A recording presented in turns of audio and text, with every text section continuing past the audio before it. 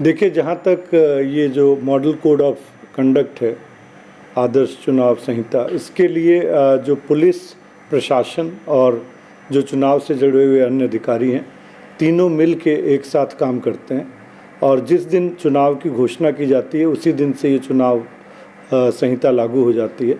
तो इसके लिए जो मुख्य उद्देश्य है इसका कि जो चुनाव हों वो स्वतंत्र हों, वो निष्पक्ष हों और वो बिना किसी भय या लोभ के हों। तो लिहाजा कई स्तरों पे इसकी कार्रवाई की जाती है। तो सबसे पहले हमने अपने पुलिस बल को प्रशिक्षित किया कि इस मॉडल कोड ऑफ कंडक्ट के मायने क्या हैं और आपकी जिम्मेदारी क्या है। उसके बाद जो फील्ड लेवल की जो चेकिंग होती है, जो इंटेलिजेंस कलेक्शन होता है या जो गलत कार्रवाई पे जो चुनाव संहिता के उल्लंघन है उनके खिलाफ कानूनी कार्रवाई की गई। उसके अलावा जो हमने जगह जगह पे नाके लगाए, जैसा कि आप देख रही हैं, जो फ्लाइंग स्क्वाड्स हैं, स्टैटिक सर्वेलेंस टीम्स हैं जिसमें प्रशासन और पुलिस के अधिकारी हैं। तो ये लोग मिल के अगर फ्रीबीज हैं या कहीं पे लिकर की स्मगलिंग हो रही है या कहीं पे ड्रग्स है, जो भी उल्लंघन हो रहा है उसके खिलाफ सख्त से सख्त कार्रवाई कर रहे हैं। तो कई चीज़ों में हम लोग FIR भी दर्ज करते हैं, कई चीज़ों में रिटर्निंग ऑफिसर को बताया जाता है और जो पॉलिटिकल पार्टीज और कैंडिडेट्स हैं उनको, जो अधिकारी हैं उनको, आम जनता को और पुलिसकर्मियों को, सबके इस MCC में अपने अपने दायित्व हैं। तो उसके निर्वहन के लिए उन्हें पूरी तरह से बताया भी जाता है और प्रशिक्षित भी किया जाता है। और जो हमारी सफलताएं हैं वो भी दिख रही हैं, जहाँ पे हमारे लोग जो मेहनत कर रहे हैं और सड़कों पे खड़े हैं या सघन जांच कर रहे हैं। तो मैं ये कहूँगा कि जहाँ तक मॉडल कोड ऑफ कंडक्ट का इम्प्लीमेंटेशन करवाने का जो पुलिस और प्रशासन की जिम्मेदारी है, उसमें हम काफ़ी हद तक सफल रहे हैं। इसमें लगभग 3000 से ज़्यादा पुलिसकर्मी जो हमारे अंडमान निकोबार पुलिस के हैं वो लगे हैं, अधिकारी और पुलिसगण। और उसके अलावा हमें चुनाव आयोग ने 6 कंपनियां CRPF की, सेंट्रल रिजर्व पुलिस फोर्स की भी मुहैया करवाई हैं। तो लिहाजा जितने ये जो क्रिटिकल हैं या सेंसिटिव जगह हैं या वल्नरेबिलिटी है, इन जगहों पे, चाहे आइसोलेटेड जगह हैं, सारी जगह पुलिस की कई चक्रों में तैनाती की जाएगी। जैसे हमने सेक्टर ऑफिसर्स भी बनाए हैं, सेक्टर ऑफिसर्स के ऊपर जो DYSP और इंस्पेक्टर रैंक के सुपरवाइजरी ऑफिसर्स भी लगाए गए हैं। तो कुल मिला के बहुचक्रीय ये सुरक्षा प्रणाली में ये सुनिश्चित किया गया है कि सुपरविज़न भी अच्छा रहे और हमारा कवरेज भी अच्छा रहे। जो मतदान, हमारा जो पहला उद्देश्य जो है वो है कि शांतिपूर्ण रहे, निष्पक्ष रहे और जो बिना किसी भय या प्रलोभन के हो। तो जो पुलिसकर्मी हैं उनकी कई चरणों में उनकी ट्रेनिंग की गई है। पुलिसकर्मियों की तैनाती होगी, हमारी मोबाइल पेट्रोलिंग होगी, हमारे नाके लगे होंगे, सीनियर अधिकारी भी पेट्रोलिंग पे होंगे।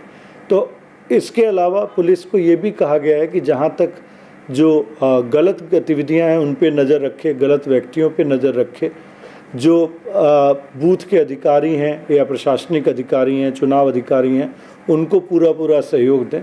और इसके अलावा जो हमारी पुलिस है, जो इस तरह के लोग हैं जो बुज़ुर्ग हैं या जो बीमार हैं, उनको भी हम इन लोगों को बताया गया है कि उनकी हम लोग मदद करें ताकि ज़्यादा से ज़्यादा लोग इस मतदान प्रक्रिया में भाग ले सकें। जो मॉडल कोड ऑफ कंडक्ट है वो तो लागू रहेगा।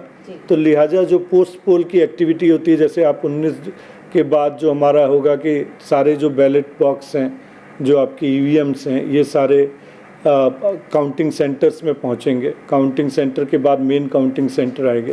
तो एक हमारी जब तक चुनावी मतगणना नहीं होती तो काउंटिंग सेंटर को सुरक्षित रखना, इन EVMs को सुरक्षित रखना एक बेहद चुनौतीपूर्ण काम रहेगा और बहुत महत्वपूर्ण जिम्मेदारी रहेगी।